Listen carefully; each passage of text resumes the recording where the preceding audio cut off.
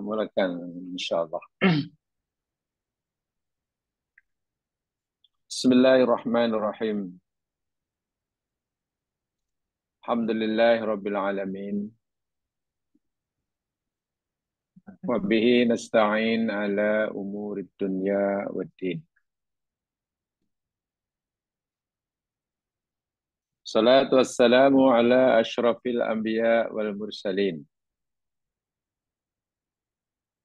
Nabiyina rasulina Muhammad wa ala alihi wa ashabihi wa atba'ihi ila yaumiddin. Bismillahilladzi la yadurru ma'asmihi syai'un fil ardi wala fis sama'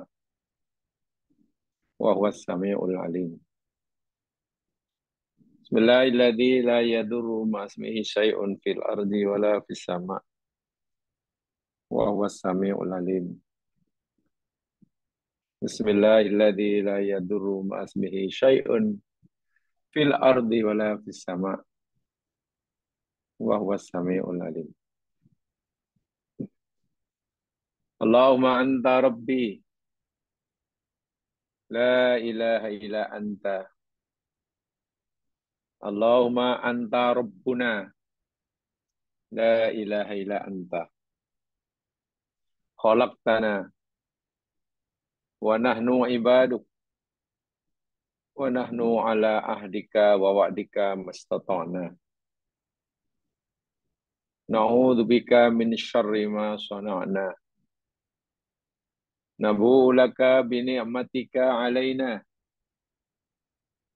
wa nabu'u laka bi dzunubina faghfir lana faghfir lana faghfir lana fa innahu la yaghfiru dzunuba illa anta. Amin ya rabbal alamin.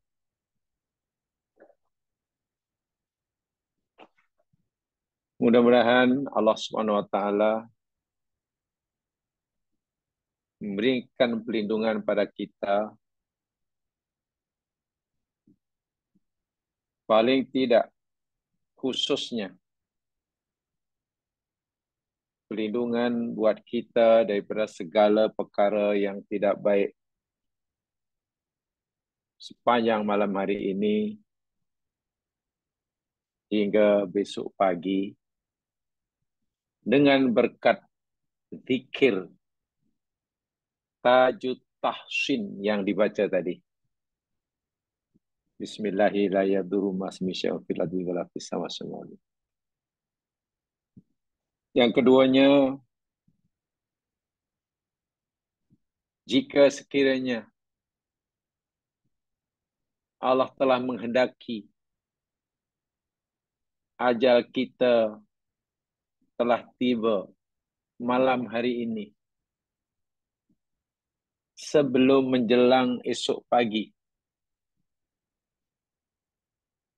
Allah masukkan kita dalam golongan hamba-hambanya ahli surga berkat tajul istighfar yang kita baca tadi. Allah hanya menyuruh kita untuk memohon selalu dan terpulanglah kepada Allah. Allah punya hak mutlak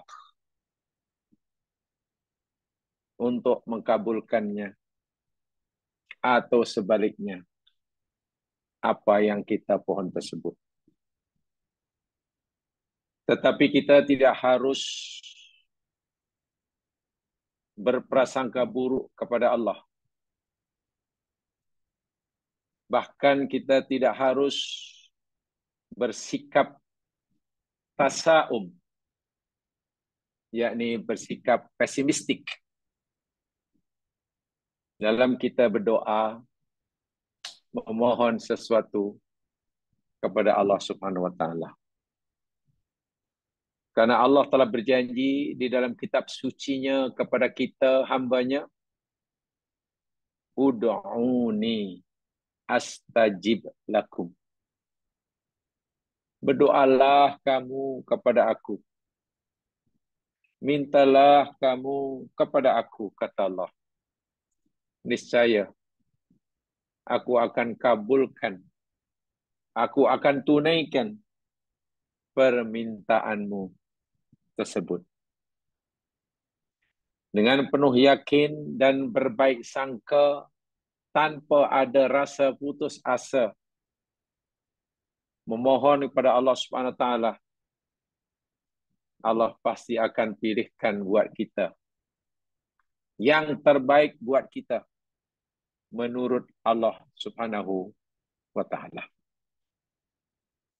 Itu yang perlu kita camkan setiap saat dalam hidup kita, dimanapun kita berada, dalam keadaan apapun kita berada. Apa yang kita pelajari ini, sagatan pada permulaan mukadimah dahulu, tidak ada alasan buat kita untuk tidak mengamalkannya. Sama ada mengamalkan tajud dzikri, tajud tasbih, tajud tahsin, tajud doa, dan yang terakhir telah dan insya Allah kita akan pelajari tajul istighfar. Apa yang kita pelajari kira-kira ini, yang semua berkaitan dengan perkara-perkara yang bersifat amaliyah, bukan bersifat ilmiah semata-mata. Pelajaran agama yang bersifat praktikal, praktis, bukan sekadar bersifat teoritis. Sehingga tidak ada maknanya kita mengetahui, memahami, bahkan meyakini jika kita tidak mengamalkannya. Dan untuk malam hari ini, alhamdulillah kita telah, dan sakin kita telah membaca tadi petang hari tajud tahsin sudah. Zikir untuk menjaga, melindungi kita daripada pelbagai perkara yang tidak kita inginkan. Dan membaca tajul istighfar, sayyidul istighfar, yang kita telah, dan insya Allah kita akan tambah penjelasannya tentang tajul istighfar ini. Pada siri yang pertama dan yang kedua telah kita simpulkan isi kandungan tajul istighfar yang subhanallah isinya. Ketika kita mengucapkan Allahumma, kita mengakui hak uluhiyah Allah. Hak yang dimiliki oleh Allah semata-mata, yakni hak untuk disembah, dipatuhi, ditakuti, sekaligus dicintai, yang menjadi matlamat dan tujuan hidup kita. Kita menyebut anta Rabbi, kita mengakui sifat rububiyah Allah. Bahawa tidak ada sesuatu yang mewujud di alam semesta, melainkan Dia yang mengadakannya. Tidak ada sesuatu yang bergerak, melainkan Dia yang menggerakkannya. Tidak ada sesuatu yang hidup, melainkan Dia yang menghidupkannya. Tidak ada sesuatu yang binasa, melainkan Dia yang membinasakannya. Tidak ada benda yang jatuh, melainkan Dia yang menciptakannya. Dia punya sifat rububiyah. Mencipta, mengurus, mentadbir, mengatur, dan segalanya membinasakan apa yang Dia ciptakan. Rasakan itu ketika kita menyebut anta Rabbi. Semasa kita menyebut la ilaha illa anta, saya ulangi, itu adalah ikrar kita. Pengakuan kita secara terus ikhlas akan keesaan Allah yang mutlak. Laisa kamitslihi syai'un, tidak yang menyerupainya. Walam yakul lahu kufuwan ahad, tidak sesuatu yang serupa dengannya. Dia satu-satunya yang memiliki alam, yang menciptakan alam semesta dan tidak berkongsi dalam menciptakannya. Dia satu-satunya mentadbir alam semesta dan tidak berkongsi kekuasaan dalam mentadbirnya. Allahu Akbar. Dia satu-satunya zat yang berhak disembah dan tidak berkongsi dengan apapun, dengan siapapun dalam penyembahan ini. Itu pengakuan kita, la ilaha illa anta.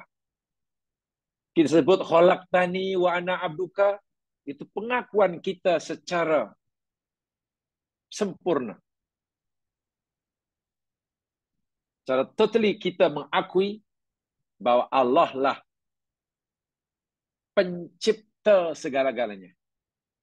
Allah lah penyebab utama wujudnya segala sesuatu. Sehingga selain Allah, statusnya dicipta.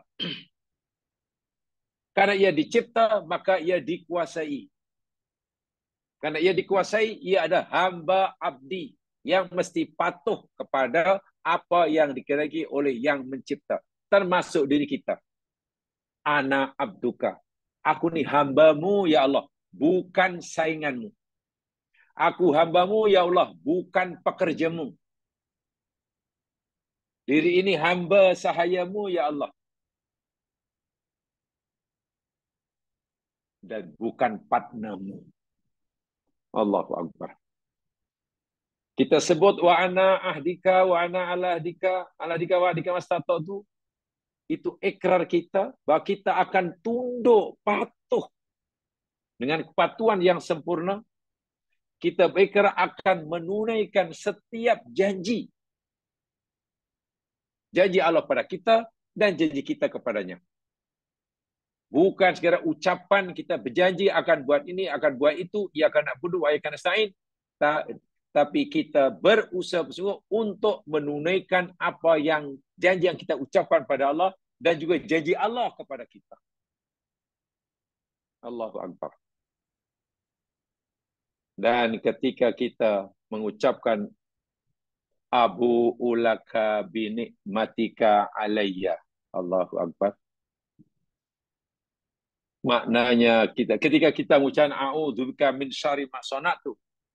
Aku berlindung padamu ya Allah daripada keburukan apa yang aku buat. Kita sedar betul setiap kejahatan yang kita lakukan ini akan berakibat buruk.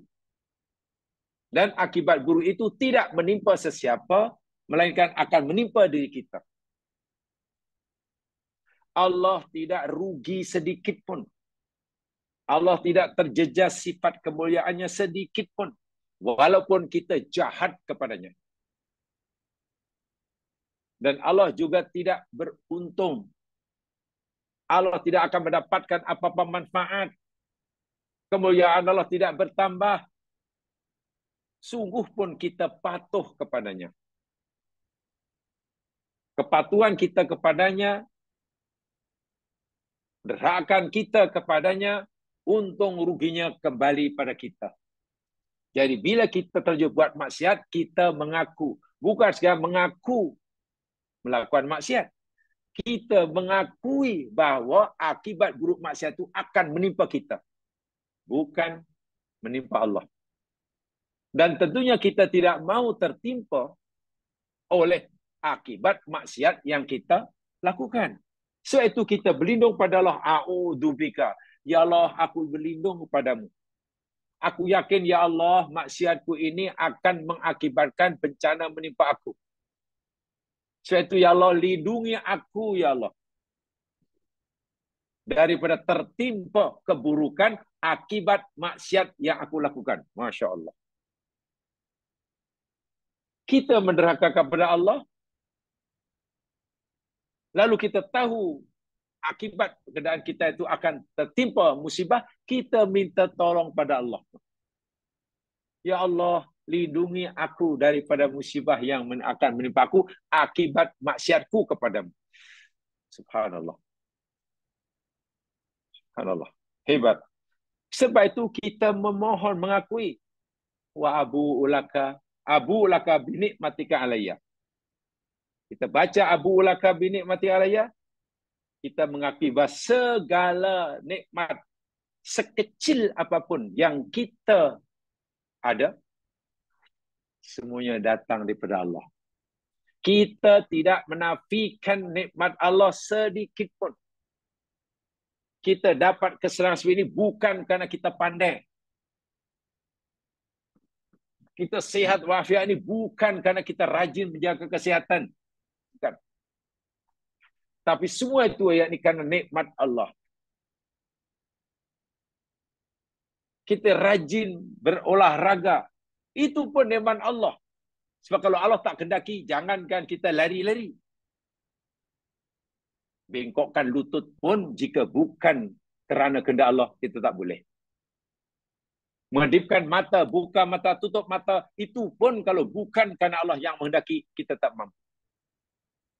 Karena kita ini makhluk, la haula wa la quwata illa billah. Tidak punya daya, tidak punya kekuatan sedikit pun. Sebab itu kalau kita boleh buat itu, buat ini, buat itu, buat ini, dapat itu, dapat ini, semuanya datang dari Dia. Dan bila ini kita rasai, kita sekali tidak akan mengklaim apa yang ada di kita ini kepada kita. Sebaliknya setiap nikmat kita kembalikan kepada Dia yang memilikinya. Hadza min fadli Rabbi, kata Nabi Sulaiman. Ya Allah, segala kurnia yang ada pada diri ya Allah, kurniamu. Hadza rahmatun min Rabbi, kata Zulkarnain dalam Al-Kahfi. Ya Allah, kepintaran aku, kebolehan aku buat dinding daripada besi, keluli, itu bukan pasal aku pandai ya Allah. Semua itu adalah nikmat dan rahmatmu. Dikembalikan pada Allah. Sebenarnya ucapan pemilik kebun yang mengingat, yang memberi peringatan pada saudaranya, Masya Allah, la quwata illa billah. Semua yang ada pada diriku ini, semua apa yang kamu kagumi pada diriku ini, itu Masya Allah, itu kehendak Allah. La quwata illa billah. Aku tidak punya daya dan sikit pun. Itu makna Abu laka bini matika alayya. Kita kembalikan segala-gala nikmat kesan itu kepada yang memilikinya. Sebab kita tidak punya apa-apa. Termasuk diri kita, jiwa kita, itu milik Dia. Bagaimana kita mengakui bahwa ini milik kita? Sedang kita itu dimiliki olehnya. Dan ini risikonya sangat berat, Mas. Saya nak bagi satu contoh. Bila katalah punya masalah dengan orang lain, kaitan dengan kepemilikan tanah umpamanya. Kita dakwa, ini tanah saya. Lalu orang itu pun kata, tak, ini tanah saya. Masing-masing mengklaim. Ini, kata kita, ini milik saya. Orang, tak, ini milik saya. Tak selesai. Tak selesai. Dan semua akan kita suruh, okey, kita bawa ke mahkamah. Biar mahkamah urusan, ini milik siapa. Itu biasa berlaku antara manusia. Saling mengklaim bahawa dia pemiliknya. Walaupun pemilik yang sebenarnya pasti seorang. Pasti yang kalah. Sekarang, jika kita mengklaim bahawa yang ada dalam kita ini milik kita, bukankah kita sedang bermasalah? Kita sedang punya kes dengan Allah. Allah kata, alam dan isinya milik aku. Tiba-tiba kita kata, tak ya Allah, yang ini milik aku. Mana? Hidup tidak bermasalah. Karena kita coba menciptakan masalah dengan Allah. Kita mengklaim ini milik kita. Sedangkan Allah kata, bumi langit milik aku. Itu sumber masalah kehidupan. Kesengsaraan rohani yang berpanjangan. Bila itu ada dalam hati kita. Sebab itu dalam Sayyidul Istighfar atau Istighfar kita kata, Abu ulaka binikmatika alayya. Mengakui segala nikmat Allah. Sebab itu kita mengakui kesalahan kita. Wa abu'u bidzambi faghfirli. Aku mengakui ya Allah dosa-dosaku. Aku tidak menafi Setiap kesalahan itu berpunca daripada diriku. Tanpa alasan. Jangan mengakui kesalahan yang telah dia dilakukan. Lepas itu kita mencari-cari alasan, mencari-cari keuzuran untuk justify kesalahan kita. Itu salah. Agama melarang. Bila kita buat salah kepada Allah, sudah mengaku salah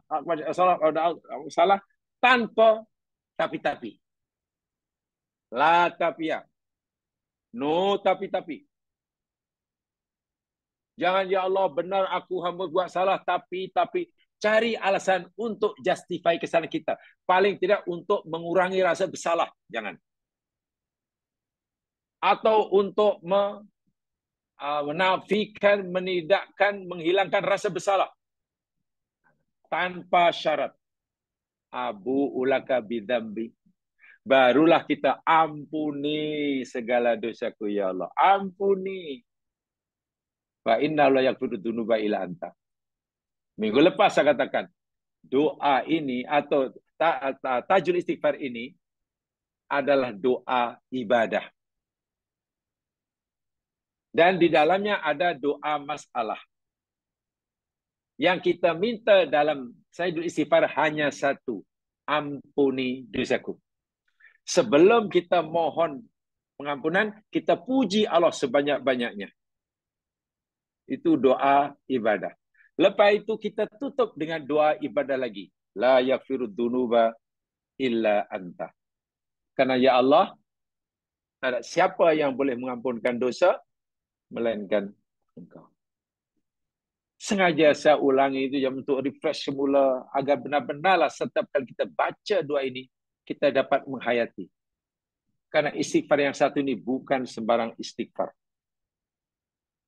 Janji Nabi sangat besar. Siapa yang bacanya petang hari, penuh dengan yakin, kemudian mati di pagi hari, ia termasuk ahli surga. Wih, tak tergiur ke kita dengan tawaran yang seperti ini. Pasti menggiurkan kita. Tapi Nabi kata, wa mukinun. Dia yakin. Nah, untuk meyakini apa yang kita baca, kita kena paham betul rahsia yang ada dalam doa ini. Subhanallah. Jadi, bolehlah dikatakan, bila doa ini dibaca dengan bersungguh-sungguh, penuh dengan yakin, Allah akan terima dia sebagai hambanya, sebagai ahli surga. Dan di dalam doa ini rupanya ada rahsia untuk memudahkan kita masuk surga, jalan yang memudahkan kita untuk dekat pada Allah. Dalam doa ini, dalam istighfar ini ada 2 poin. Jika kita ingin dengan mudah mendekatkan diri pada Allah, wusul ilallah, sampai kepada Allah, diterima di surga Allah. Dalam doa ini Allah, Nabi bagi tahu ada 2 poin penting. Dan 2 poin itu yang sekalian dinyatakan oleh dalam ayat dalam doa ini sebagaimana ulas panjang lebar oleh Ibnu Qayyim Al-Jauziyah dan juga oleh Imam Ibnu Taimiyah. Apa dianya? Ketika kita membaca Abu ulaka binikmatika alayya, ya Allah, aku mengakui kerana Engkau semata-mata dengan segala nikmat yang Kau berikan padaku. Ucapan ini bentuk pengakuan kita akan segala nikmat Allah. Okey? Dan semasa kita mengucapkan wa abu bidzambi, dan ya Allah, aku mengakui segala dosa dan kesalahanku yang aku lakukan. Kita mengakui sepenuhnya kesalahan kita. Kata Imam Ibnu Taimiyah, jalan yang paling mudah yang membolehkan seseorang itu sampai kepada Allah, usul, dekat dengan Allah, taqarrub pada Allah. 2. 1, yakni dengan cara musyahadatul minnah. Mengakui, menyadari karena melihat anugerah Allah. Mengakui, menyadari akan anugerah Allah karena dia dapat menyaksikannya. Contoh, celik mata saya nampak, ini nikmat Allah, aku akui. Dengar aja suara, oh ini nikmat Allah, betul aku mengakui itu nikmat Allah.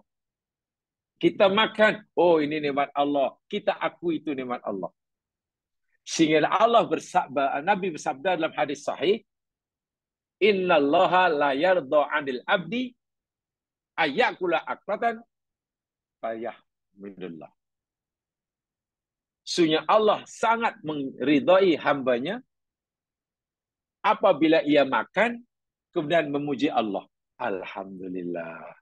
Tengok itu alhamdulillah. Tengok itu alhamdulillah. Boleh jaga dan tidur alhamdulillah. Masih boleh tidur alhamdulillah. Masih boleh menguap alhamdulillah. Allahu akbar. Boleh berjalan alhamdulillah. Hidup dia hanya alhamdulillah. Sehingga orang yang membudayakan alhamdulillah dalam hidupnya, tertanam dalam hidupnya alhamdulillah, puji Allah subhanahu, pasti orang ini tak reti nak mencela kehidupan. Tak reti nak mencela nikmat. Hidupnya bebas daripada sedih, takut dan mengeluh. Alhamdulillah. Pagi-pagi, alhamdulillah. Tengok pokok yang ditanam berbuah, alhamdulillah. Tengok buah tanamannya yang masak ranum lalu dimakannya rasa lezat, alhamdulillah. Tengok pokok yang buahnya busuk, alhamdulillah. Macam tak alhamdulillah, yang jadikan busuk itu Allah. Dan Allah ada tujuan tertentu kenapa pokok mangga yang kita tanam busuk. Kenapa tidak manis? Apa kita hanya akan memuji Allah bila pokok mangga yang kita tanam ini berbuah manis? Lalu kita tak puas hati kepada Allah hanya karena pokok mangga yang kita tanam buahnya busuk. Oh, salah itu. Maknanya kita suka puji Allah kalau apa yang Allah berikan kepada kita sesuai dengan apa yang kita sukai. Tapi bila apa yang Allah berikan kepada kita tidak sesuai dengan apa yang kita sukai, kita tak puji dia. Kita belum jadi hamba yang baik. Alhamdulillah hanya ya bertempat dan disesuaikan dengan keadaan. Kalau keadaannya apa elok, alhamdulillah. Kalau kan tidak elok, oh tak boleh. Ini pertama. Jika kita ingin perjalanan hidup kita ini, siapapun kita, jadi apapun kita, apapun profesi kita, bila kita mau dekat dengan Allah, berjalan makin dekat dengan Allah, pastikan kita sentiasa melihat, mengakui, merasakan nikmat yang Allah berikan, kemudian terkeluar ucapan alhamdulillah. Dapat minuman, alhamdulillah. Untung banyak, alhamdulillah. Bahkan rugi pun Nabi suruh kata alhamdulillah. Alhamdulillah ala kulli hal. Sehat, alhamdulillah. Diuji sakit, alhamdulillah. Karena bila sehat, maknanya Allah beri peluang pada kita untuk beramal baik. Dengan senang. Bila Allah bagi kita sakit, mana Allah beri peluang pada kita untuk dapat pengampunan. Kan sakit itu boleh menghapuskan dosa bila kita sabar. Takkan ketika Allah beri peluang pada kita untuk dapat pengampunan, kita tidak bersyukur. Masalah kita mungkin tak mampu, alhamdulillah, bila sakit, kita melihat penyakit yang kita alami. Kita tidak melihat hikmah di sebalik sakit itu. Allah berikan kita peluang untuk mendapatkan pengampunan bagi dosa kita dengan sakit yang di depan kita. Misalnya kita sabar. Mana perbuatan Allah yang kita tak patut memuji dia? Kalau ini sudah kita lakukan, jalan pertama untuk sampai pada Allah sudah terbuka. Dan jalan kedua, mutala'atul aibin nafsi wal amal. Ketika menyebut wa abu ulaka bidambi, mana kita sentiasa melihat sentiasa merasa, memandang, sekaligus mengakui akan cacat celah diri dan amal kita.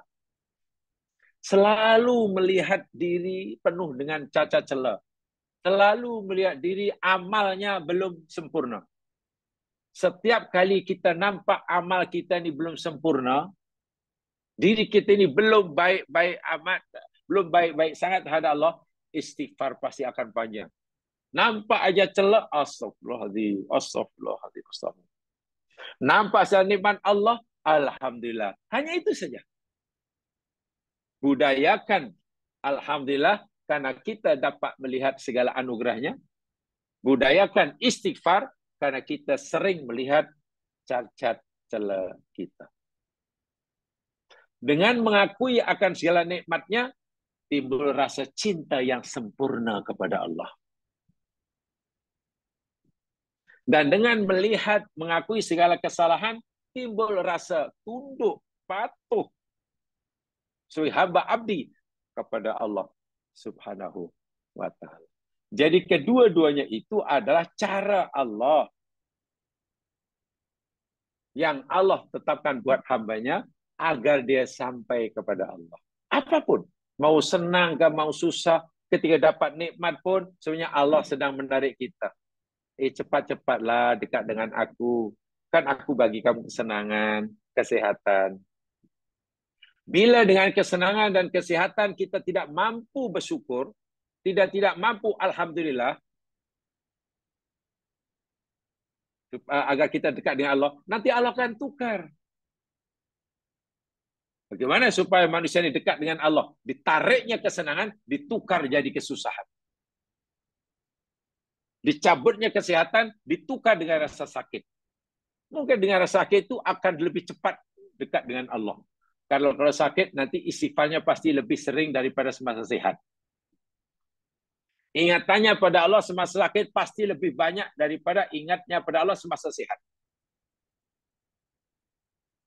Keinginan untuk melakukan maksiat pada Allah semasa sakit pasti akan berkurangan. Atau tidak ada sama sekali. Berbeza semasa ia senang lenang. Saya senang lenang. Sebab itu jamaah sekalian, kata ulama, bila Allah bagi kita 3 nikmat dalam satu masa, Allah bagi 3 jenis nikmat serentak dalam diri kita. Hati-hati. Hati-hati. Karena peluang untuk kita menyalahgunakan nikmat itu sangat besar. Kalau kita tidak berhati-hati. Apakah 3 nikmat itu? Pertama,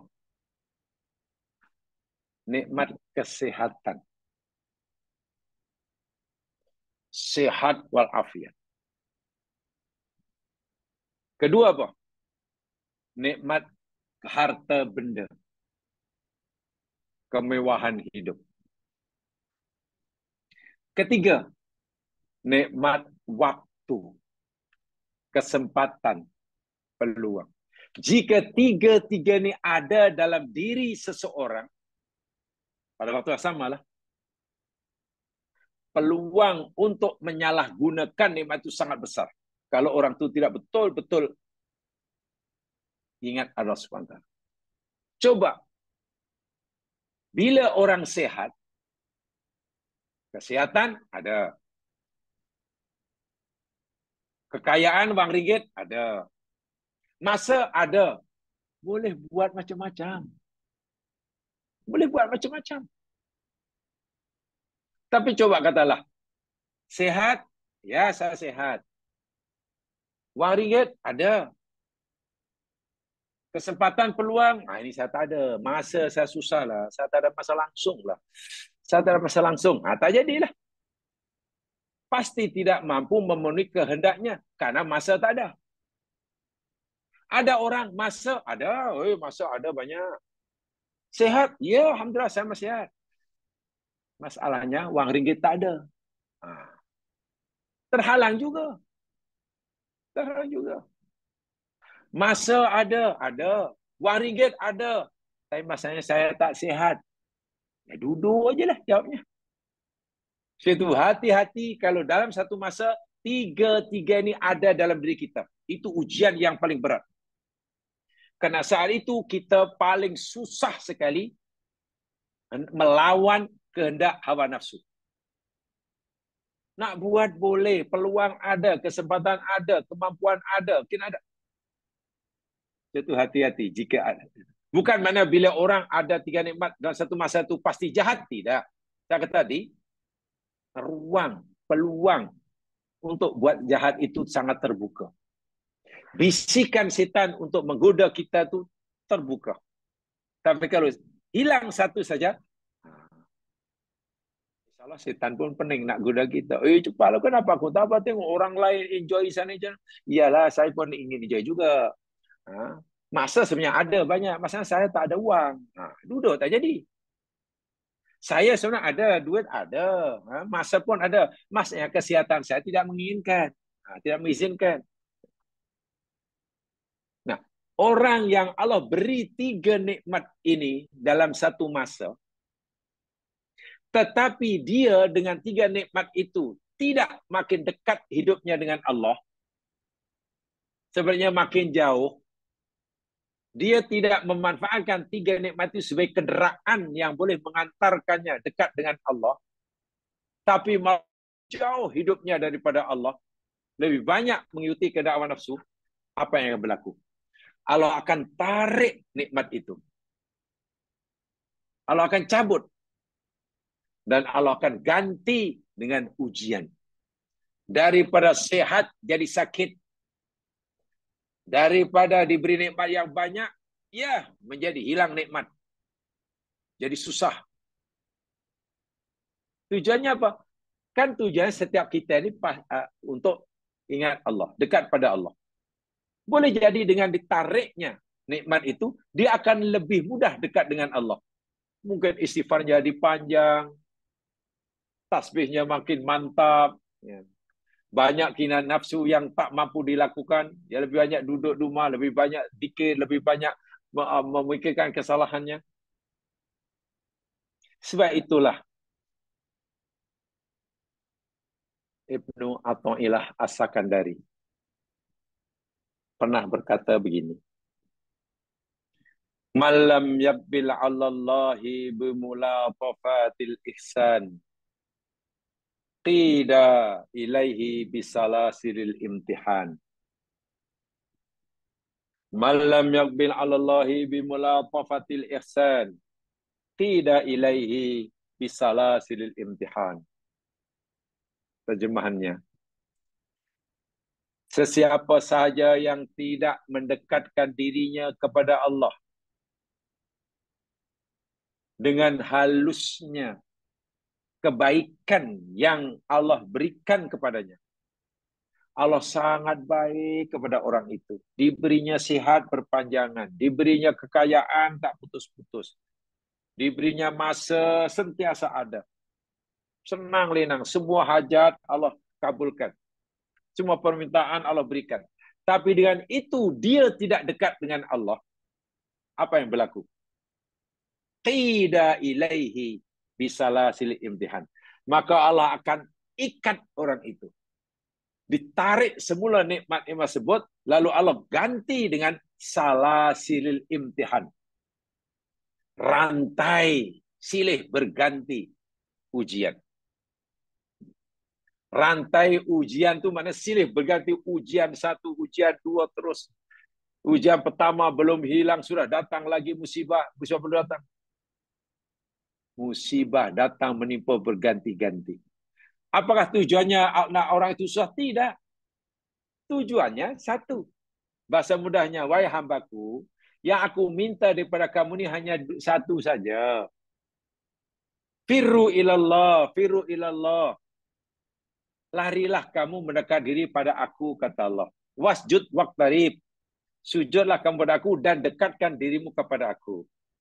Allah hanya minta satu. Segeralah kamu mendekatkan dirimu kepada aku. Itu yang aku minta, kata Allah. Dan supaya kamu mudah mendekat diri pada aku, maka aku bagi kamu sehat. kamu senang, kamu ada masa, kamu sentiasa aku kabulkan doamu. Tapi nampaknya dengan cara ini kamu tak juga dekat dengan aku, tapi malah menjauh. Kalau itu yang berlaku, Allah kata, aku tukar. Cara untuk kamu boleh dekat dengan aku tukar. Kesehatanmu aku tarik, aku tukar dengan sakit. Kesenanganmu aku tarik, aku tukar dengan kesusahan hidup. Untungmu yang banyak dalam usaha aku tarik dan aku tukar dengan kerugian yang banyak. Saat itu kamu tak boleh buat apa-apa. Nak jalan tak boleh, nak pakai itu tak boleh, nak ini tak boleh. Karena kamu bertubi-tubi musibah, waktu itu kamu akan lebih banyak mengadu padaku. Astaghfirullahaladzim. Astaghfirullahaladzim. Ya Allah. La haula wa la quwwata illa billah. Saat tujuan Allah sebetulnya, tujuan Allah memberi kita kesenangan atau kesenangan itu tujuannya satu aja. Agar kita dekat dengan Allah. Orang yang dengan kesenangan yang Allah berikan dekat dengan Allah, Allah tidak akan tukar dengan kesusahan. Begitulah. Tapi kalau tidak, nanti Allah akan tukar dengan kesusahan. Sebab itulah, siapa yang enggan menghadap Allah. Apa dekat Kibistro on the way kita tahu.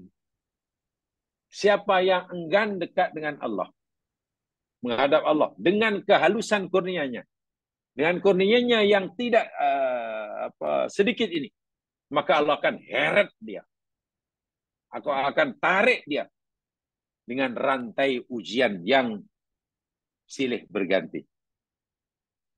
Sebab itulah. Tentu kita tidak boleh. Tentu kita tidak mau sehingga ada doa. Allahumma ij'alna abida ihsan. Wala abida imtihan. Doa ulama berkata Allahumma ij'alna abida ihsan. La abida imtihan. Ya Allah, jadikanlah diri ini hamba-hamba ihsanmu. Dan jangan jadikan diri ini hamba-hamba ujianmu. Hambamu ingin sekali Allah dekat denganmu. Maka mudahkanlah jalan hambamu dekat kepadamu dengan pelbagai nikmat. Dengan nikmat sehat, dengan kesenangan, dengan kesempatan. Kalau boleh ya Allah janganlah jadikan jalan hambamu untuk dekat kepadamu dengan jalan kesusahan, dengan sakit, dengan macam ujian, dengan miskin. Walaupun kedua-duanya boleh menyampaikan kita kepada Allah. Orang boleh sampai kepada Allah dengan kekayaan yang Allah anugerahkan. Orang boleh sampai kepada Allah dengan kemiskinan yang ia alami. Tapi tentu kita memilih. Bila kita diberi pilihan oleh Allah, tentu kita memohon pada Allah agar Allah jadikan kita ini hambanya yang boleh sampai kepada Allah dengan ihsan Allah. Kesenangan, kemewahan, sehat. Bukan Allah berikan kita jalan menuju kepadanya dengan pelbagai macam ujian. Nah, maksudnya sementara Allah masih beri kita kesehatan, ya jadikanlah kesehatan ini untuk kita lebih dekat dengan Allah. Itu peluang besar. Kalau tidak, nanti kesehatan kita Allah tarik, tukar jadi sakit. Dan masa sakit, pasti kita akan banyak ingat Allah. Semasa Allah kata masih kita beri kesenangan hidup, serba kecukupan, jadikanlah rezeki yang banyak ini sebagai kendaraan kita untuk mendekatkan diri kepada Allah. Makin dekat dengan Allah kita. Kalau tidak, nanti kembali hidup Allah tarik, Allah tukar dengan kemiskinan. Bahasa mudahnya, seakan Allah berfirman, hai anak Adam, macam mana kamu ni? Aku suruh kamu dekat aku dengan kemewahan aku berikan, kamu malah jauh. Tak apa, kalau itu aku paksa kamu dekat dengan aku dengan kemiskinan. Sebab bila dah miskin, dah susah, pasti akan lebih banyak ingat Allah. Itu dah automatically dah. Coba kalau orang yang hanya mampu berbaring, nak makan masih Allah Akbar, astagfirullahaladzim, astagfirullahaladzim, la haula wala quwwata illa billah. Pasti lebih banyak itu. merasa dekat dengan Allah itu sangat kuat bila seorang itu dalam keadaan susah. Berbeza semasa ia senang. Sebab itu Allah ingatkan kita lain. Hadis ini ada doa istighfar Nabi ingatkan. Kalau kamu ingin dekat pada Allah, ada dua jalan saja. Satu dengan sentiasa mensyukuri nikmatnya. Kedua dengan sentiasa mengakui segala kesalahannya. Lihat nikmat Allah bertambah syukurnya. Melihat kesalahannya bertambah istighfarnya. Itu saja. Mau senang ke, mau susah kamu di mana saja. Bila dua perkara ini kita amalkan. Abu'u laka binikmatika alaiya. Abu'u bidhambi. Kita setiap saat makin dekat dengan Allah, makin dekat dengan Allah. Sehingga bila tiba masanya, Masya Allah. Tidak perlu malaikat merentap nyawa kita. Karena kita sudah hampir. Malaikat hanya persilakan kita untuk irji'i ila rabbiki radiyatan mardiyah. Siapapun kita, mau jadi orang kampung, orang bandar, orang kaya, orang miskin, di mana kita berada, caranya sama yang diberikan oleh para nabi. Allahumma ahsin ilaina bil qurbi minka ihsanan wala tujirna ilaka bil mihan. Ya Allah, jadikanlah ihsanmu kepada aku sebagai alat kendaraan wasilah untuk aku dekat kepadamu. Dan janganlah ya Allah engkau paksa hambamu ini dekat kepadamu dengan pelbagai macam ujian. Tentu itu yang ideal. Yang ideal yang kita. Sebab apa aja mas kalian? Begini ya penjelasannya. Saya bacakan. Musyahadatul minnati tujibu lahul mahabbah walhamdu walhamda wa syukra liwalin ni'am wal ihsan. Sentiasa dapat memandang, melihat dan mengakui segala nikmat yang ada pada diri sendiri, itu akan membolehkan, akan menimbulkan rasa cinta, rasa sayang, ingin selalu memuji, mensyukuri kepada zat yang memberi kita nikmat. Tapi kalau orang tak nampak yang ada pada itu nikmat Allah, syukurnya pasti kurang. Nak baca Alhamdulillah pun payah. Tunggu solat baru bayar Alhamdulillah. Karena merasa apa yang ada depannya itu milik dia. Wah, pokoknya aku tanam, bekat, jerih payah aku, ribu-ribu aku habiskan, nah, aku jaga sekarang sudah tumbuh, wah hebat. Merasa tubuhnya pokok dengan buah yang lebat, diklaim itu usaha dia, pasti kurang syukurnya pada Allah. Payah nak cakap Alhamdulillah. Tapi coba kalau setiap melihat pokok tadi, mulai pada bertunas, oh Allah yang mengeluarkan tunasnya. Mereka mulai keluar cabang rantingnya, oh ini kehendak Allah. Mulai keluar putih, oh ini nikmat Allah. Bukan kerana dirinya, tapi kerana nikmat Allah. Yang adanya Alhamdulillah, Alhamdulillah, Alhamdulillah. Syukur pada Allah. Wa mutala'atul u'ai bin nafsi wal amali tujibu lahu dhillu wal inkisaru wal iftiqar wa taubah fi kulli waqtin wa alla yara nafsahu ila muflisan. Dan sentiasa melihat kekurangan diri, kesalahan diri, kecuaian beramal akan menimbulkan rasa hina dalam diri. Hancur dalam hatinya, hina di hadapan Allah, dan merasa memerlukan pengampunan daripada Allah. Sehingga tergerak hatinya untuk bertaubat setiap masa. Dan tidak melihat dirinya kecuali orang yang muflis.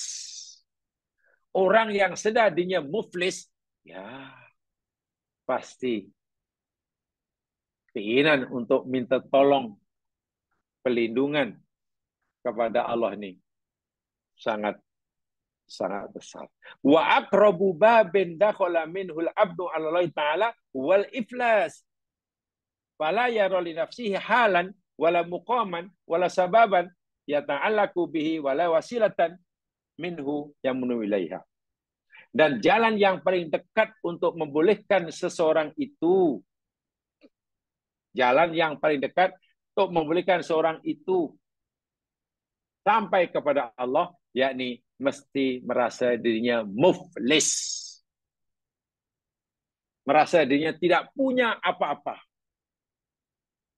Orang yang merasa tak punya apa-apa, sedangkan ia memerlukan segalanya. Dia perlukan segala-galanya dalam hidup, tapi tidak punya apa-apa. Pasti ia akan bergantung harap pada Allah. Merayunya pada Allah pasti kuat. Rasa hinanya di hadapan kemuliaan Allah pasti kuat sekali. Itu rahasia dia. Sehingga ada zaman sekarang satu, apa istilahnya ya, kisah lah. Satu kisah bagaimana apa namanya orang dahulu, ini pada zaman Nabi Isa sebetulnya. Pada zaman Nabi Isa. Ini dalam kitab At-Tawabin. Jadi ada orang mengikut Nabi Isa ini banyak maksiatnya. Banyak dosanya. Dosanya sangat banyak. Kemudian melihat Nabi Isa sedang berjalan yang diikuti oleh pengikut-pengikutnya. Diikuti oleh pengikut-pengikutnya. Hawariyun namanya. Pengikut Nabi Isa disebut Hawariyun. Ini saya kutip dalam kitab apa namanya? Tawabin. Kitab Tawabin. Yang dikarang oleh Ibnu Qudamah. Beliau ini kalau tidak salah bermazhab Hambali. Ya, secara ringkasnya begini ya, saya bacakan aslinya riwayat itu dalam kitab Tawabin. Dikarang oleh Ibnu Qudamah.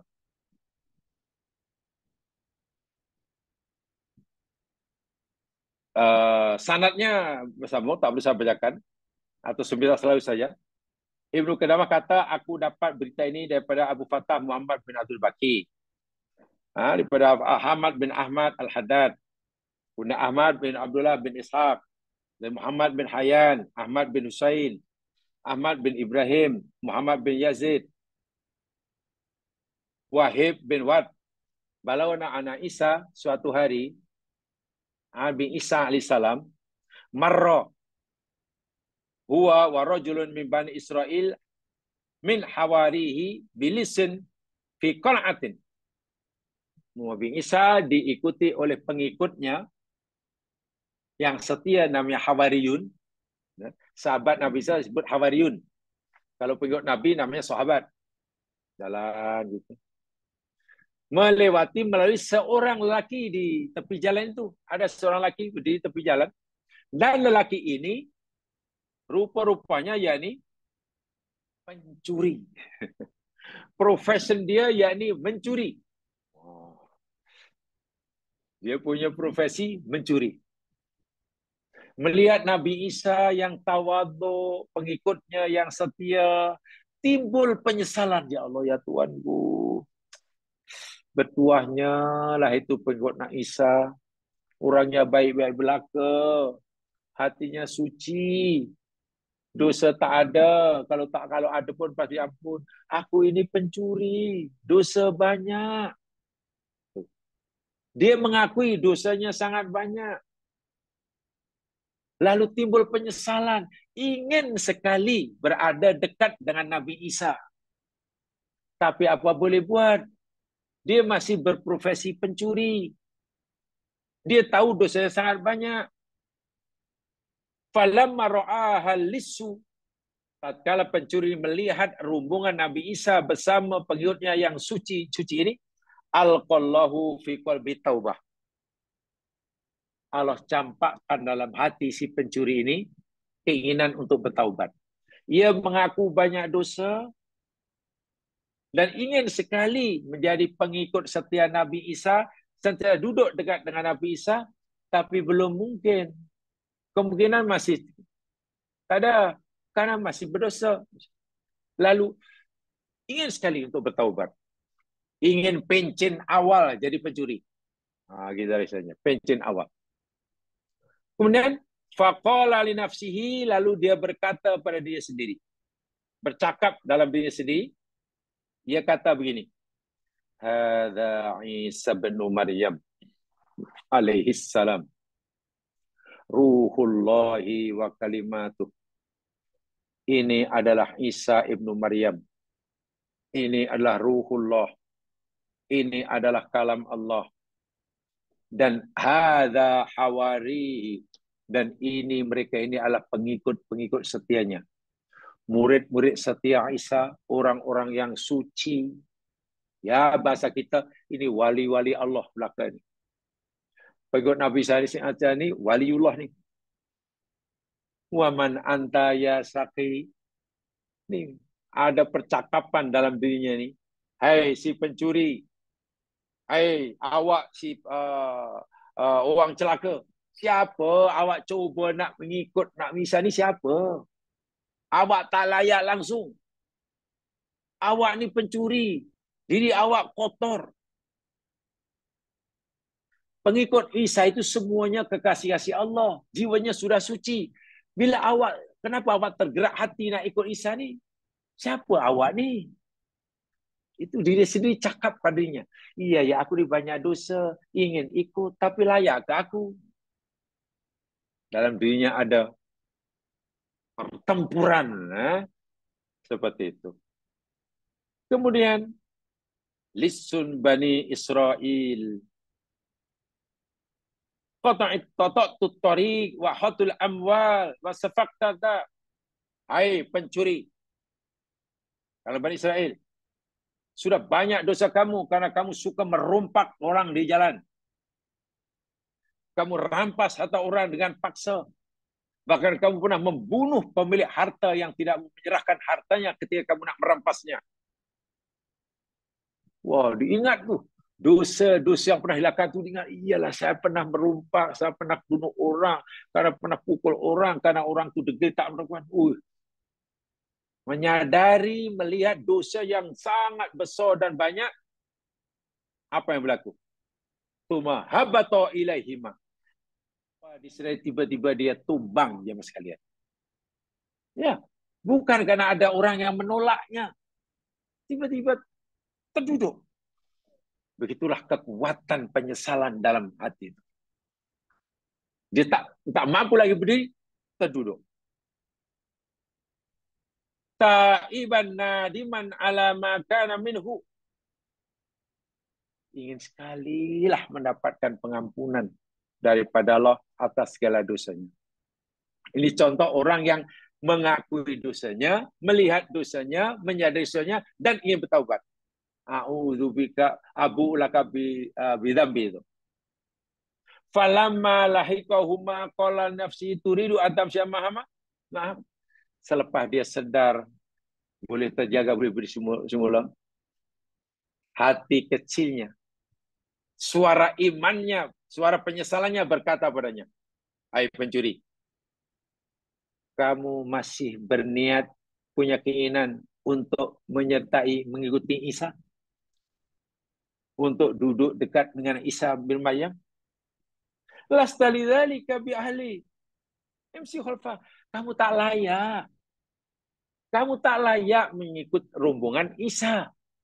Tapi kalau kamu nak juga, imshi khalfahuma kama yamsil khata'ul mudhnib mislat. Kamu boleh ikut rombongan Isa itu, tapi kamu mesti berada di belakang agak jauh. Jangan dekat-dekat. Diri kamu masih kotor. Walaupun kamu punya keinginan yang kuat untuk dekat dengan Isa, dekat dengan kumpulan pengikut Isa, waliullah, jangan kamu lakukan. Kamu mesti berjalan jauh. Pastikan ada jarak. Jangan dekat-dekat. Kamu belum layak. Dia pun akhirnya ikutlah rombongan Isa itu. Tapi jarak berdirinya berjalan di belakang, jauh belakang. Tidak join sama dengan rombongan Isa. Qala faltafat ilaihil hawari fa'arafahu. Qala fi nafsihi. Menyadari ada orang yang mengikori agak jauh di belakang. Lalu pengikut-pengikut Nabi Isa, Hawariyun, orang yang soleh-soleh ini, tengok ke belakang. Pandang ke belakang. Pandang ke belakang, semua Hawari itu kenal siapa yang mengikori. Oh, ini si pencuri itu. Kita kenal. Emang dia pencuri terkenal. Pengikut Nabi Isa pun kenal sangatlah. Oh, si pencuri rupanya. Yang coba nak mengikuti kita ini. Nampaknya dia tak berani bergabung dengan kita. Di belakang. Dalam hati pengikut Nabi Isa sudah kata, oh, dia pencuri rupanya. Hawariyun yang mula-mula dapat mengenali bahawa yang itu pencuri, berbisik kepada kawannya. Kawan Hawariyun lah. Dia kata, unzur ila hadal khabisis saqi wa masyihi wara'ana. Hei kawan, coba kamu pandang belakang dulu. Siapa yang berjalan di belakang kita agak jauh tu? Macam ketakutan tu. Dia tu pencuri. Si fulan itulah. Orang hina. Orang banyak dosa. Dia tu orang banyak dosa, pencuri dan lain sebagainya. Memang hina lah. Sebab itu jalan di belakang kita jauh. Dan memang tak layak untuk ikut rombongan kita. Kata seorang pengikut Isa ini. Kata apa dia? Qala fattala Allah subhanahu wa ta'ala ala ma fi qalbihima min nadamatihi wa taubatihi wa min isda wa mis wa min isdira'il hawari iyahu wa tafdilhi nafsinya alih. Lalu Allah subhanahu wa ta'ala Allah Akbar. Ini kitab Tawabin karang Ibnu Qudamah. Lalu Allah subhanahu wa ta'ala nampakkan isi hati pencuri dan isi hati Hawariyun, pengikut Nabi saya yang sore-sore itu. Allah nampakkan ittola'ah. Setelah dinampakkan dalam hati pencuri tadi penuh dengan penyesalan, keinginan yang kuat untuk bertaubat, mengakui segala dosa, dinampakkan oleh Allah. Sementara isi hati Hawariyun, orang yang kuat ibadah tadi, isinya apa? Penuh dengan ujub. Merasa dia lebih baik. Merasa dia paling benar. Merasa dia yang paling berat masuk surga. Suka menghina orang lain yang dianggap masih banyak dosa. Dinampakkan. Qala fa'auhallahu ta'ala ila Isa bin Maryam. Lalu Allah memberi wahyu kepada Nabi Isa. Anna marul hawari walisul bani Israel ayatani fal amal jami'an. Hai Isa, kamu sedar ke tak? Sedar Isa? Tengok belakang kamu. Orang yang dekat kamu ni orang yang banyak amalnya. Seorang yang di belakang itu pencuri yang masih banyak dosa. Tapi hatinya penuh dengan penyesalan dan keinginan yang kuat untuk bertaubat. Sementara dalam hati Hawariyun ini penuh dengan ujub, bangga dengan amal solehnya, merasa sudah jadi orang yang bersih. Faqad ghafartu lahu ma qad wadha li nadamatihi wa tawbi.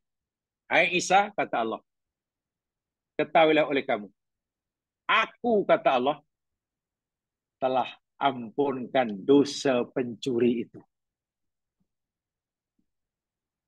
Dosa pencuri yang datang, yang mengikuti kamu tempat belakang jauh itu, aku ampunkan. Berkat penyesalannya dan keinginan untuk bertaubat. Sekarang dia sudah bersih hatinya. Amal Hawari. Adapun Hawari, pengikutmu di belakang kamu yang dekat dengan kamu, yang track recordnya banyak melakukan amal-amal yang hebat-hebat, qad habata amalu li'ujbihi binafsihi wasdiraihi hadza tawab. Aku hapuskan amalnya. Pahala amal pengikutmu aku hapuskan. Pasal apa? Karena ujubnya. Sifat ujubnya membanggakan amal solehnya sehingga menghina orang lain yang dipikir masih banyak usaha. Itu yang melihat aku hapuskan amalnya. Dan kamu lihat sekarang. Orang-orang soleh yang ada di belakangmu ini. Amalnya kosong. Karena ujubnya. Sementara pencuri yang penuh dengan dosa pada mulanya. Dosanya habis. Karena telah ampunkan. Bahasa mudahnya. Hati pencuri bekafir sekarang bersinar-sinar dengan nur penyesalan. Sementara hati pengikutmu yang asalnya, yang kuat ibadah ini, yang asal penuh dengan cahaya, cahayanya malap, padam seketika. Apa pengajaran yang boleh kita ambil daripada kisah taubat pencuri dalam kitab Tawabin yang dikarang oleh Ibnu Qudamah ini? Kaitannya dengan tajuk kita di jemaah sekalian. Orang yang berdosa dan ia mengakui segala dosanya dengan ikhlas maksudnya, serta ada keinginan untuk bertaubat, itu lebih baik, lebih mulia dalam pandangan Allah daripada orang yang banyak amal ibadahnya, kuat ketaatannya, tetapi ujub. Allahu Akbar. Itu dalam pandangan Allah. Dalam pandangan manusia tentulah orang yang kuat ibadah, wih hebat nih, ini calon ahli surga. Kata kita, ini pencuri, neraka. Tapi tidak menurut pandangan Allah. Allah akan lihat apa yang dalam hatinya. Sebab itu mengakui segala kesalahan yang dah terlanjur dibuat, lalu menyesal dan ada keinginan untuk bertaubat, itu adalah penting sekali. Wa abu'u bidzambi faghfirli. Itu penting sekali. Abu'u laka binikmatika alayya. Usaha sekali. Sia-sia amal ibadah yang penat-penat kita lakukan, tapi bila kemudian ianya menimbulkan ujub dalam diri kita. Allahu Akbar. Sedangkan pencuri yang banyak dosa pun, dosanya Allah ampunkan. Kerana apa? Dia dengan sedar mengakui dosa-dosanya, penuh dengan insaf, menyesali akan dosanya, timbul keinginan untuk bertaubat. Untuk bertaubat. Itu pentingnya ya. Jadi doa ini kena difaham betul. Ketika kita mengucapkan Abu ulaka binikmatika alayya, kita mengakui sepenuhnya setiap nikmat yang Allah anugerahkan pada kita. Kita hanya alhamdulillah, alhamdulillah, alhamdulillah. Apa saja yang Allah berikan pada kita, yang Allah tetapkan buat kita, kita hanya alhamdulillah, alhamdulillah, alhamdulillah.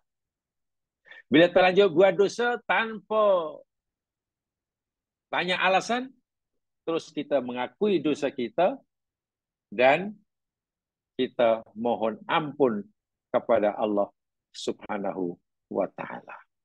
Bila itulah yang kita amalkan dalam kehidupan di jamaah sekalian, ya kita sebenarnya telah menempuh melalui jalan yang paling mudah untuk kita sampai kepada Allah Subhanahu wa taala dengan bekalan yang mencukupi dan bebanan yang telah kita tinggalkan. Yang telah kita tinggalkan. Apatah lagi Allah sentiasa membuka pintu taubatnya buat mereka yang mau minta ampun. Sementara itu, peringatan keras kepada Allah, Allah tutup pintu surganya. Allah tutup rapat-rapat pintu surga bagi hamba-hambanya yang taat, yang kuat ibadah, rajin beramal, tapi hatinya penuh dengan kesombongan, penuh dengan ujub. Pintu neraka dibuka, pintu surga ditutup bagi mereka yang kuat ibadah, tapi penuh dengan ujub. Pintu neraka ditutup, pintu di surga dibuka bagi mereka yang berdosa, tetapi mengakui dosanya, mengisapi dosanya, dan ada keinginan untuk bertaubat. Jadi yang utama itu ya misalnya kalau kita tanya, pintu neraka ini dibuka untuk siapa ya? Untuk orang baik ke orang yang tak baik? Ya mungkin pasti kita ajak untuk orang yang tak baik lah. Jawaban itu memang tidak salah, tapi belum betul. Menurut kamu, pintu neraka ini dibuka untuk siapa? Untuk manusia yang baik atau untuk manusia yang banyak dosa? Pasti kita akan menjawab, itu untuk orang yang banyak dosa. Jawaban itu tak salah, tapi belum betul. Dan bila kita ditanya, pintu surga itu dibuka untuk siapa ya? Untuk orang baik ke atau untuk orang banyak dosa? Ya, pintu surga terbuka untuk orang baik lah. Tidak salah jawaban itu, tapi belum betul. Sebab pintu neraka pun dibuka untuk orang yang baik. Jika yang baik itu ujub, pintu neraka yang dibuka, pintu surga yang ditutup. Sementara bagi orang yang banyak dosa, mengakui dosanya, menyesali dosanya, lalu bertaubat dari dosanya, pintu neraka tertutup baginya, pintu surga terbuka. Nah, ini kaitannya dalam hati. Sebab itu kena ikhlas ketika mengucapkan a'udzubika abu ulaka binik matika alayya. Ya Allah, aku mengakui segala nikmat yang kau berikan pada diriku ini. Dan aku mengakui segala dosa dan kesalahan yang aku lakukan terhadapmu. Kalau itu dipahami seperti itu, Allah. Yang ideal memanglah, bila kita dapat nikmat, kita akui nikmat itu, lalu kita syukuri. Jangan disalahgunakan. Sehingga dengan nikmat, kita akan lebih laju pergerakan kita dekat dengan Allah. Dan bila terlanjur melakukan kesalahan, kita sedar akan kesalahan kita, mohon ampun kepada Allah, sehingga walaupun kita baru saja buat dosa, bila segera sadar, ampun, dosa kita dipadamkan oleh Allah. Tak ada rekod. Sehingga pintu surga tetap terbuka bagi kita, walaupun kita ini pernah melakukan dosa, bekas pendosa. Mari saya tunjukkan ayatnya, apa yang patut kita lakukan bila kita terlanjur buat dosa. Lihat jemaah sekalian di dalam surah Ali Imran. Dalam surah Ali Imran.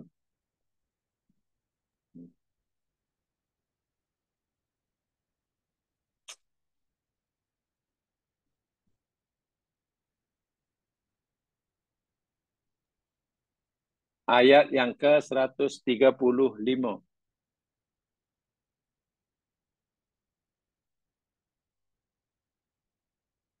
Surah Ali Imran. Apa yang saya katakan tadi, ada dalilnya, inilah dalilnya. Tadi kan saya katakan, pintu neraka ditutup, pintu surga dibuka. Walaupun kepada orang-orang yang banyak dosa. Tapi yang banyak dosa ini segera menginsafinya, mengakuinya, menyesalinya, lalu ada keinginan untuk bertaubat, ya pintu surga terbuka luas. Pintu neraka tutup rapat-rapat. Ini dalilnya. Ali Imran 135. Sepintas lalu untuk sementara, Ali Imran 133 itu cerita tentang surga. Okay, ya. 133 sebelum itu Allah cerita surga. Surga itu Allah sediakan bagi orang muttaqin. Jelas. Lalu ayat 134 Allah menyebutkan ciri-ciri orang muttaqin. Siapa orang muttaqin itu? Ada cirinya kata Allah. Pertama, alladzina yunfikuna fis sarai wad dharra. Orang yang sentiasa konsisten dalam menginfakkan rezeki yang Allah berikan. Dia menginfakkan rezeki bukan hanya semasa senang. Masa susah pun ia mampu berinfak. Yalah, masa senang, infaknya banyaklah. Masa susah, infaknya sikit. Maknanya berinfak tidak perlu menunggu senang. Masa susah pun mampu berinfak. Maknanya konsisten berinfak. Itu ciri mutakin yang pertama. Yang kedua, wal kadhiminal ghaid. Orang mutakin, orang yang mampu mengawal, menahan keinginan untuk marah. Dia ada keinginan untuk marah, ada peluang untuk marah. Orang itu patut dimarahi, tapi keinginan untuk marah itu ditahan. Sehingga tidak dilampiaskan, tidak dilepaskan. Itu ciri kedua. Sifat ketiga, orang mutakin wal afina anin nas. Suka memberi kemaafan pada orang buat salah kepadanya. Dia lebih suka memaafkannya daripada membalas kesalahannya. Kemudian, 1, 2, 3. Kemudian yang keempat, wallahu yuhibbul muhsinin. Dia berbuat baik pada orang berbuat salah. Itu paling tinggi. Memaafkan kesalahan orang, itu pun sudah berat. Yang kelima ini, orang yang salah bukan sekadar diberi maaf, tapi dia balas dengan kebaikan. Allah.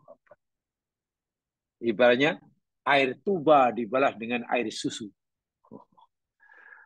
Berbuat baik pada orang berbuat jahat. Itu sifat mutakin yang tinggi. Nah, sifat mutakin yang kelima, yang Allah janjikan surga, nah inilah ayat 135 ini. Siapa itu mutakin? Sifat yang kelima. Walladzina idza fa'alu fahsyatan. Orang mutakin, yakni orang-orang yang apabila melakukan perbuatan keji, fahisyah itu perbuatan yang keji.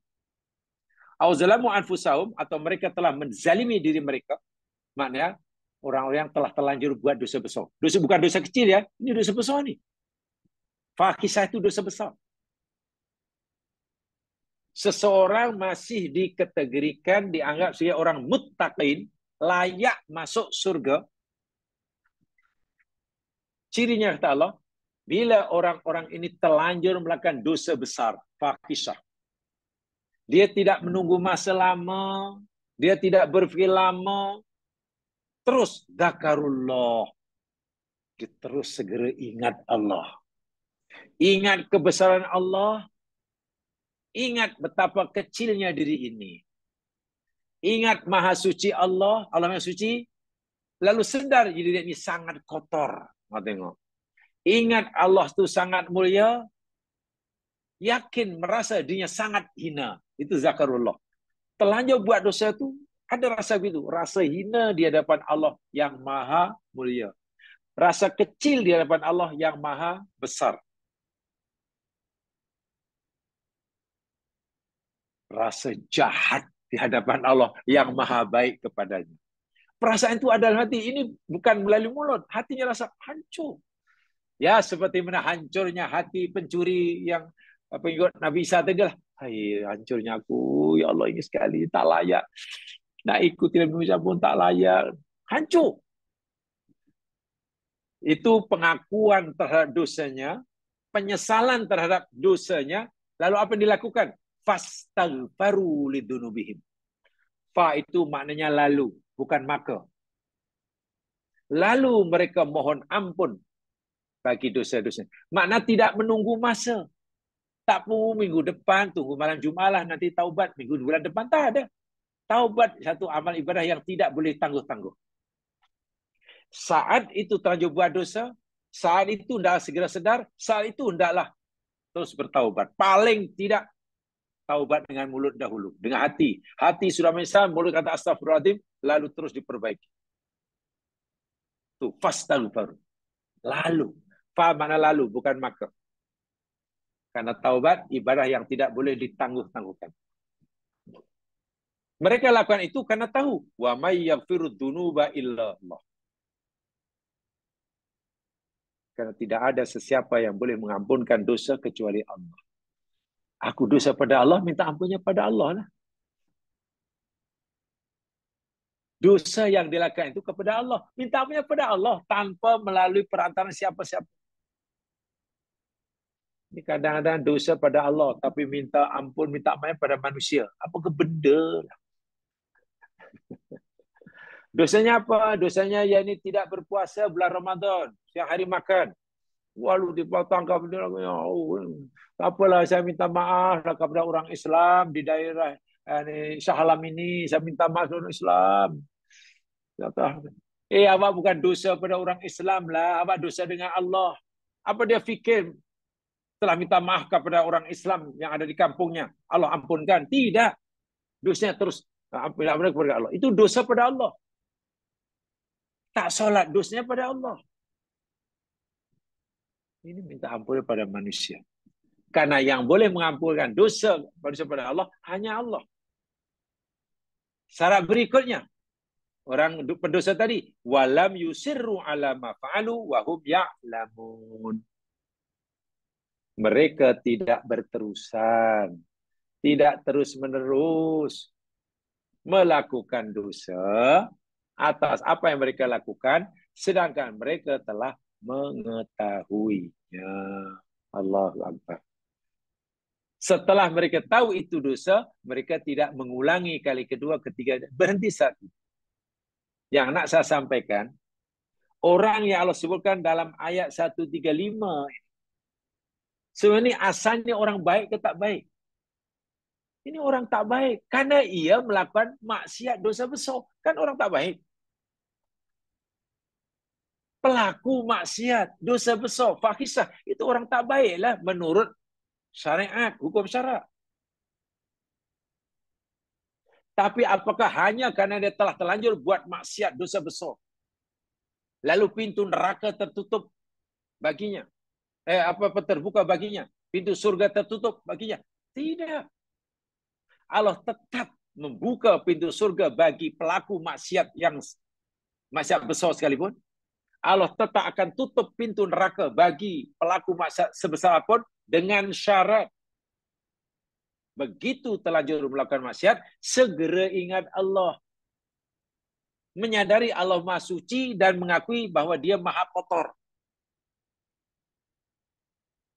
Mengakui Allah itu Maha baik pada dirinya dan ia mengakui yang dia Maha jahat kepada Allah. Begitulah. Sedap betul, sehingga menangis penyesalan luar biasa, lalu istighfar banyak-banyak, paling tidak masa itu istighfar, ya Allah, abu laka bidambi, ya Allah, nangis. Karena tahu yang boleh mengampuni dosa hanya Allah, dan tidak melakukan dosa yang sama serba itu, tidak berdosa. Orang seperti ini rekod maksiatnya dipadam oleh Allah.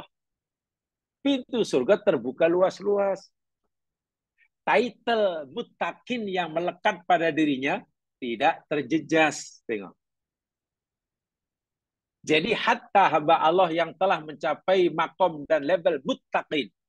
Itu makom tinggi kan, orang bertakwa. Itu pun sebetulnya masih ada kemungkinan untuk buat dosa. Ya. Walaupun ia masih ada kemungkinan melakukan dosa, title muttaqinya tidak terjejas sama sekali. Dengan syarat ia segera ingat Allah, segera minta ampun, bertaubat. Masya Allah. Walaupun pernah dalam dirinya ada rekod buruk, yakni dosa besar, Tapi sebelum maksiat itu direkodkan dalam buku catatannya, sudah ditanggalkan. Bak kata Nabi SAW, bila ada hamba Allah melakukan maksiat, Allah perintahkan malaikat pencatat amalan untuk memberi tempoh beberapa ketika. Kita tidak tahu tempoh yang Allah berikan itu berapa jam, tak tahu. Bila dalam tempoh yang Allah berikan itu hamba tadi segera bertaubat, maksiat itu tak jadi ditulis. Jadi dalam rekod tak ada.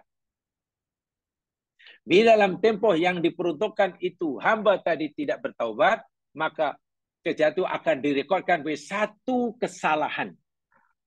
Satu kesalahan.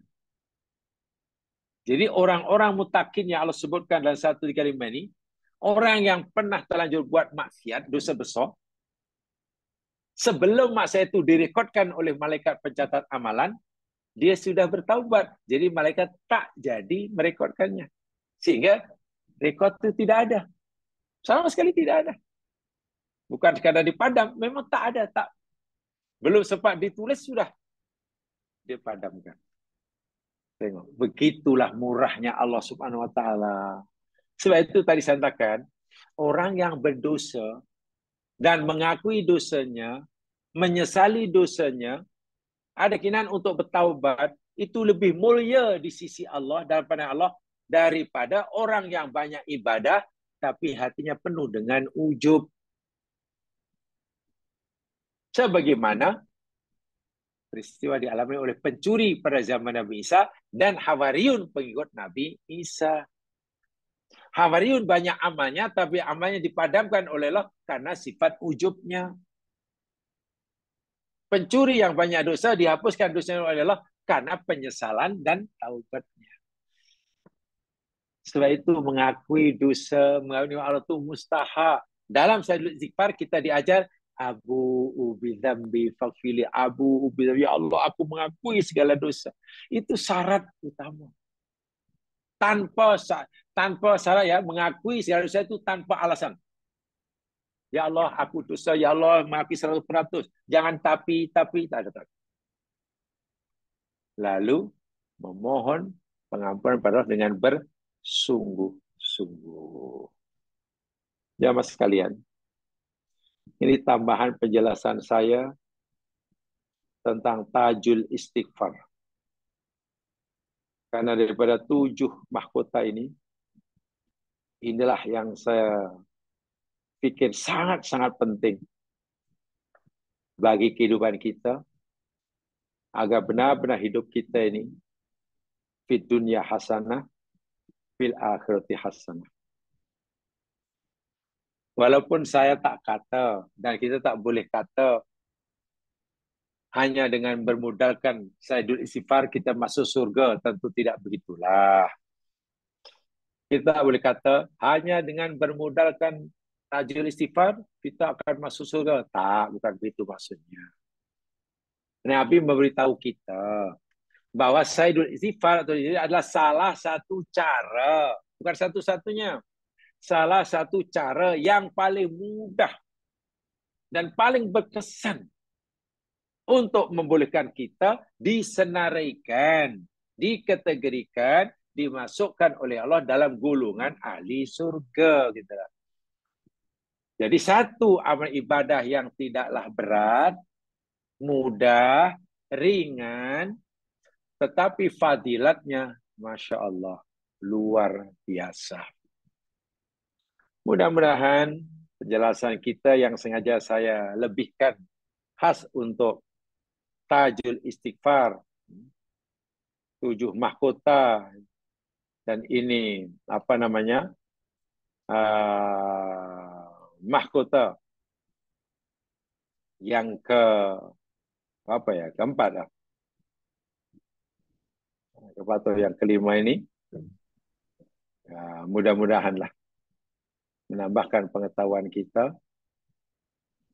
dan kita beramal dengannya. Mahkota yang kelima. So, masih ada 2 mahkota lagi yang perlu kita. Kenapa kita lebihkan penjelasan untuk mahkota kelima? Tempoh hari saya pernah menyatakan Di dalam hadis Nabi SAW, hadisnya sahih daripada Aisyah Ummul Mukminin, daripada Abu Darda, Nabi bersabda, bertuahlah, beruntunglah bagi sesiapa yang nanti mendapati, menerima catatan amalnya dan kebanyakan isi kandungannya, yakni istighfar. Amal-amal dalam bukunya itu mungkin 75% istighfar aja. Dan amal baik yang lain hanya 20%. Itu orang bertuah. Mari kita perbanyakkan isi kandungan rekod amalan kita yang direkodkan oleh malaikat pesuruh Allah dengan istighfar. Lebih-lebih lagi, Sayyidul Istighfar. Boleh dilakukan di mana-mana, tanpa syarat-syarat rukun, tak mestinya suci, tak mesti menghadap kiblat, tak kenal waktu, tak perlu menutup aurat. Masa bekerja boleh, di jalan boleh, di office boleh, rehat boleh, di gunung boleh, dalam negeri boleh, luar negeri boleh. Kenapa ibadah yang sangat mudah ini dan besar manfaatnya kita abaikan? Tentu kita rugi. Jemaah sekalian, jadi untuk malam hari ini cukup itu saja. Mudah-mudahanlah memberi manfaat bagi saya menyampaikan. Alhamdulillah kalau manfaatnya dapat kita kongsi bersama. Hidup dengan bacaan Al-Fatihah dan surah Wal-Asr. Subhanakallahumma wa bihamdika. Asyhadu an la ilaha illa anta. Astaghfiruka wa atubu ilaik. A'udzu billahi minasyaitonir rajim. Wal 'ashr. Innal insana lafi khusr illa alladziina aamanu wa 'amilus shalihat. Wa tawasaw bil haqq wa tawasaw bis sabr. Assalamualaikum warahmatullahi wabarakatuh. Waalaikumsalam warahmatullahi wabarakatuh. Terima kasih Ustaz. Terima kasih Datuk Azmi. Sama-sama, selamat malam semua.